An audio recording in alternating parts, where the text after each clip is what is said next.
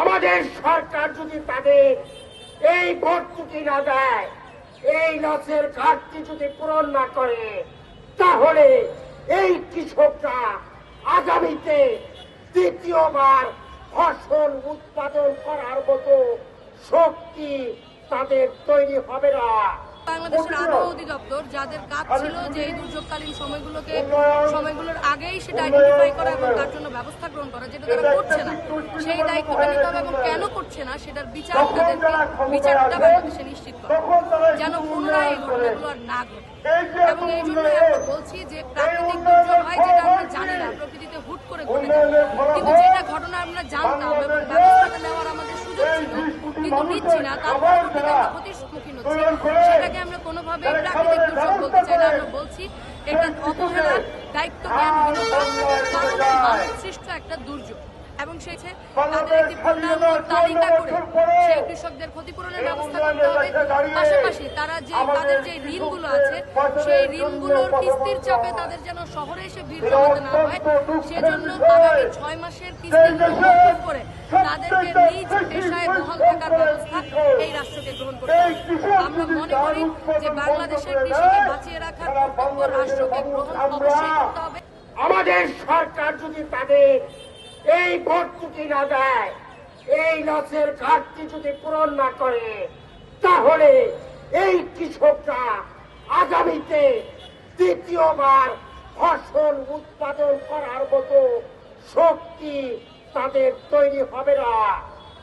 তাই আমি বলতে চাই, হর অঞ্চলে কৃষকদের ভর্তুকি দিতে হবে এবং কি যতগুলো কৃষি লোন আছে, এনজিও লোন আছে, সবার কাছে আবেদন জানাই অন্তত 6 মাস কৃষকদের সমস্ত কিস্তি বন্ধ রাখতে হবে এবং কি যেই কৃষকের টাকায় এনজিও এবং কি কৃষি ব্যাংক তাদের সুদের টাকায় চলে, আমি তাদেরকে বলবো তাদের সুদ মওকুফ করতে হবে।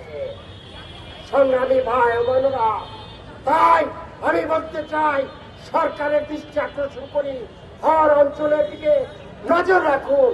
পানি উন্নয়ন বোর্ডকে বলবো হর অঞ্চলের দিকে নজর রাখুন, কিভাবে আপনারা বাঁধ তৈরি করেন, সেই বাঁধ ভেঙে যায়, আমাদের কৃষকের সম্পদ নষ্ট হয়, শস্য নষ্ট হয়, মাঝখান থেকে লাভবান হয় হরিয়ানা, কৃষকরা লসে পড়ে।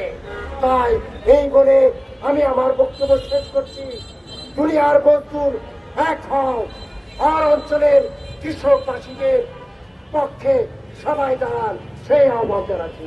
সবাইকে লক্ষ্য এবং এই যে হাওড়ে সুইচ গেট খুলতে দেরি হওয়ার পরে ফসল ভেসে গেল, সেই যে দায়ী ব্যক্তিরা যারা দুর্নীতির সাথে যুক্ত, এইসব উন্নয়ন প্রকল্পের হাজার হাজার কোটি টাকা যারা দুর্নীতি করছেন, লুটপাট করছেন, তাদের কিন্তু বিচার হচ্ছে না, ফলে তারা এটা করার সাহস বারবার পাচ্ছে।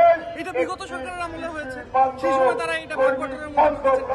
এই সরকার নতুন এসেছে, কিন্তু এই সরকারের আমলে যদি এগুলো কন্টিনিউ থাকে তাহলে দিন শেষে কিন্তু তাই আমি চাচ্ছি যে এই যে দায়ী ব্যক্তিরা তাদের আপনার এখন পুরো পৃথিবীতে বন্যা সহনশীল বা একদম গভীর জলে জন্মায় এরকম ধানের জাত নিয়ে কথা হচ্ছে, কথা হচ্ছে। আমাদের আলোচনা শুরু করি তখন আমরা বলেছি যে আমরা যেভাবে হাওড় অঞ্চলের এই দুর্গত অবস্থাকে ব্যাখ্যা করার চেষ্টা করছি, মানুষ যেভাবে জানছে সেরকম নয়। এর আড়ালে যুগের পর যুগ এই এখানকার ক্ষমতাসীন এবং কতিপয় লুটপাটকারীদের দুর্নীতিবাজ এবং যারা আসলে আমলাতন্ত্রে তারা গুরুত্বপূর্ণ পদে বসে যারা এই দুর্নীতি লুটপাট করছে, তারা দায়ী এবং তাদের দ্বারাই যে আজকে এই অবস্থাগুলো তৈরি হচ্ছে।